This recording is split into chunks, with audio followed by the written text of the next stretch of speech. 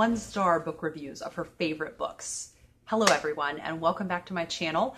Welcome back to Vlogmas, and today I'm going where no booktuber has gone before. That's probably not true, but I'm doing a whole video of reading 1-star reviews of my favorite books because I hate my life, I guess. I first got this idea from Olive over at a Book Olive. She talked about this a couple years ago, and the idea has been with me ever since. So here I am, and I have taken a selection 1, 2, 3, 4, 5, 6, 7, 8, 9, 10, 11, 12. 12 of my absolute favorite books. And I've gone down to the 1-star section on Goodreads. And you're just going to be getting little clips. Some of these comments are outrageous. Some of them are funny though. So let's get into it. The first book is the Kristin Lavransdatter series by Sigrid Undset, which is set in 15th century Norway, and it's just the life's tale of Kristin, and is full of beautiful imagery and symbolism. It's just a work of art. It won the Pulitzer Prize, and I loved it. And it's very tragic. So let's get into it. Okay. All right. Here's the first one. The book I read had little emotion, little character development, and every single paragraph was full of religion. Yeah, that's kind of the point of the book. The whole point of the book is Kristin's spiritual journey. So yeah, if that's not your thing, then I recommend you not read this series. Couldn't take any more, so I returned it. Fans of the Bronte sisters or Jane Austen will probably love this though. First of all, they have Austen and Jane Austen misspelled. It's Austen with an E, not an I. Secondly, I actually don't know for sure that fans of Jane Austen would love this. This is a really romantic feeling. I could see Bronte fans, but not necessarily that. The next one says, I understood that it had formed the basis for the author receiving the 1928 Nobel Prize in Literature. I still don't understand why or how that could be. This is very straight and to the point. I did not like this book. I hated the way it was written. I did not like the characters. I had read several reviews that gave it high praise, but I found it torturous to finish. Next is Rosamund Pilcher's Coming Home. Rosamund Pilcher writes really character-based stories, and in this one, you just kind of follow the main character through a period of about 20 years in her life. It's one of my absolute favorites. I know a lot of other friends that really enjoy Rosamund Pilcher. So this review says, I thought it would focus more on the war. Instead, it kind of skimmed around it while she played social butterfly.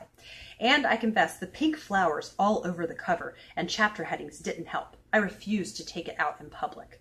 Well, I think you were not the right candidate for this book if you think that simply because a book has flowers on the cover, you cannot read it. Okay, this next one is very funny. The most over-descriptive book I ever read in my life. As I sit here gazing at my desk with a light blue glass of tepid water and an empty plate of crumbs, remnants of a cookie consumed hours ago, the cookie no longer casts a shadow on the blah, blah, blah, blah, blah. What a disappointment from such a good author. That one was actually funny. If you're going to be funny in your scathing 1-star review, I'm a lot more open to that. I made myself stick with this book until I was about a third of the way through it. It was just so plodding, and then she put on her left sock, and then she put on her right sock. LOL. I like a relaxing pace, but it was ridiculous.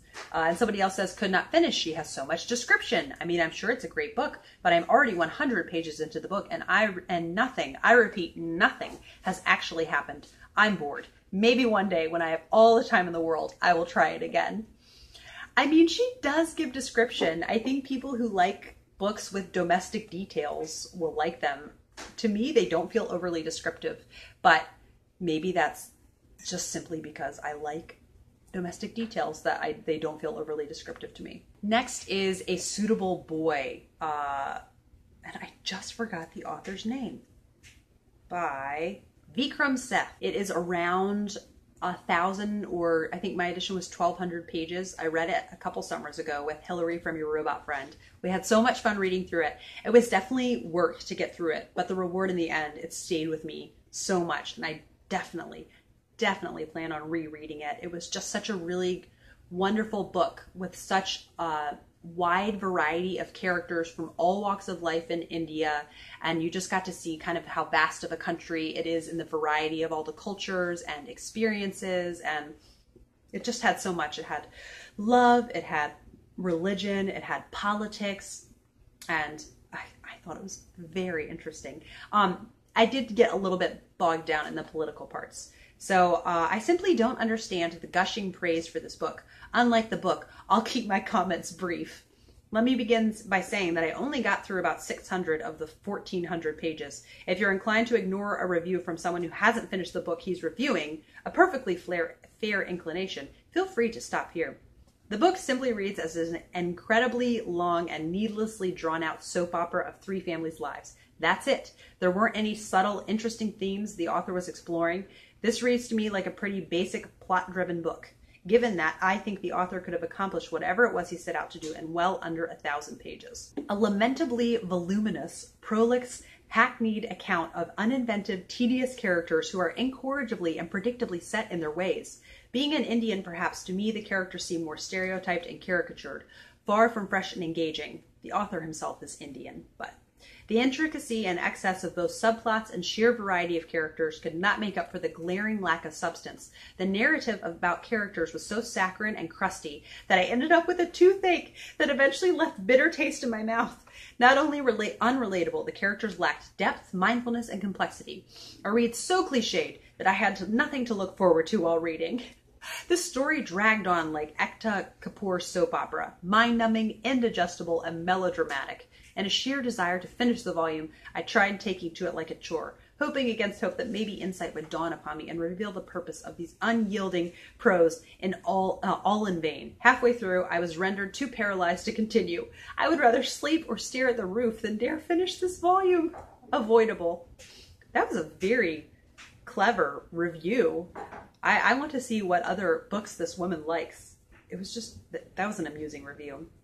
It seems that nowadays, if a book does have just an extremely long length, some people just consider that a flaw in and of itself, that a book must be short to be readable. And I don't think I agree with that. Worst book I have ever read, confusing and monotonous, cannot believe it had a 4+ rating. One person has given it 1 star and just put fiction. That's their review. Do not read this book. It will take a million years, and at the end you will say to yourself, did I seriously waste my time on this? Followed by, like watching paint dry, but worse. Next is My Family and Other Animals by Gerald Durrell, which is a memoir of his time as a child living with his English family on the island of Corfu. And they're just very eccentric, and his brother Larry is Lawrence Durrell, who's a well-known author. So somebody says, not my cuppa. I thought the whole family rude, pompous, and just plain weird, except for the mother, who seemed very meek and willing to take a lot of shite from her kids. Maybe it's just a reflection of the times it was written in. I will say the whole family is rude, pompous, and plain weird. That is true, and I don't think the book is acting like they're not. There is something inherent in Durrell's writing that literally bores me to tears. I do truly mean it literally, as my eyes often tear when I become really tired. After a page or two, I would always want a nap, which is rare for me. While the book could arguably be called well written, it did not fend off the doldrums of reading it. The overly descriptive tales of trees, animals, critters mostly, and his family left me perpetually bored. Though interspersed with some funny anecdotes about his family, the book is best suited as a cure for insomnia. DNF, DNF, DNF, DNF, DNF. Next is A Great Deliverance by Elizabeth George, and she has written, it's just one of my most beloved detective series out there. It's really psychological, lots of character development, and so the first is A Great Deliverance in the series. For the rest, it was just offensive somehow, from the completely unrealistic depiction of police procedure to the way in which women are described. I felt that the relentless emphasis on the pitiable loathsomeness of several female characters crossed a boundary for me, which I don't think is a fair criticism, because there are just as many annoying male characters as there are female characters in this, and especially since the author is a woman. I just don't think that's a fair criticism. I had the terrible misfortune of reading this book this weekend, and I fervently wish that I could unread it so I could have 2 days of my life back. Language was overblown, flowery, turgid in places. I could imagine the writer sitting there surrounded by dictionaries and a thesaurus, searching for ever more intellectual words. Long, detailed, and repulsive descriptions of places and food and people who really didn't deserve to be mocked.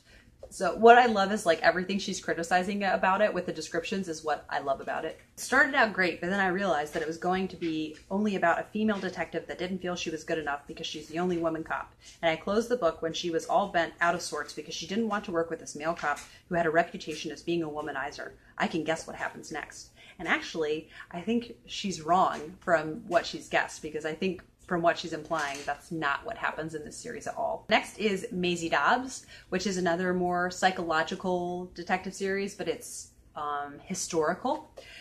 So let's get into these. In general, I prefer to confine the term Mary Sue to fan fiction where it belongs. But when I tell you that Maisie has purple eyes, rippling black hair, outstanding intelligence, a near psychic empathy with her clients, and is practically perfect in every possible way, I think I may be allowed an exception. They're very wrong about this because they haven't read the series, and you continue to see different things that Maisie's dealing with as the series continues on. It should be illegal to produce this stuff. I shall shoot the next feisty heroine I come across. A vapid book, a poor man's Downton Abbey, and a loser's upstairs downstairs. That's actually very funny. All right, next up is Anne of Green Gables by Ellen Montgomery, and I don't really think that needs any explanation. And a word, trite. I know that sounds snobby, but come on, Anne is the epitome of a Mary Sue character. Poor thing, she's too skinny, and her red hair is too unique, and she's just so quirky. Isn't she just the perfect little flawed heroine? Actually, no, she's obnoxious. Even as a child, I couldn't buy into this garbage. What I don't understand is I thought a Mary Sue character was supposed to be this like flawless character. And I think all of the flaws in Anne make her endearing. And yeah, if you're going to critique it, you have to just pick one. You can't say she's a Mary Sue character and then name all the flaws. When people say Mary Sue, they're talking about a character that's supposed to be perfect. I'm afraid to say this out loud, since it will probably make it impossible for me to ever get a Canadian passport, but I really can't stand this book. It's just slow and boring. You have to be really charmed by Anne's nonstop yammering to enjoy this book. I wasn't, so I didn't. This was a terrible book. Nobody should read this, unless you like bad books. Next is A Town Like Alice by Neville Shute, and there is so much chronological snobbery going on in these reviews. The common theme in this is this author and the characters don't have the exact same values that I have, so therefore I dislike the book. And a lot of people are commenting on the sexism in it, and I don't know, I'm just not seeing that. Jean is a very interesting character, and she has lots of, what's the word I'm looking for? She has lots of independence. There's a better word, but it's not coming to me right now. All right, Wives and Daughters. Again, the chronological snobbery is alive and well in this. Just people, Victorian era, blah, blah, blah, Victorian era. Women, blah, blah, blah. You're missing out on so many merits of the book if you can't see that.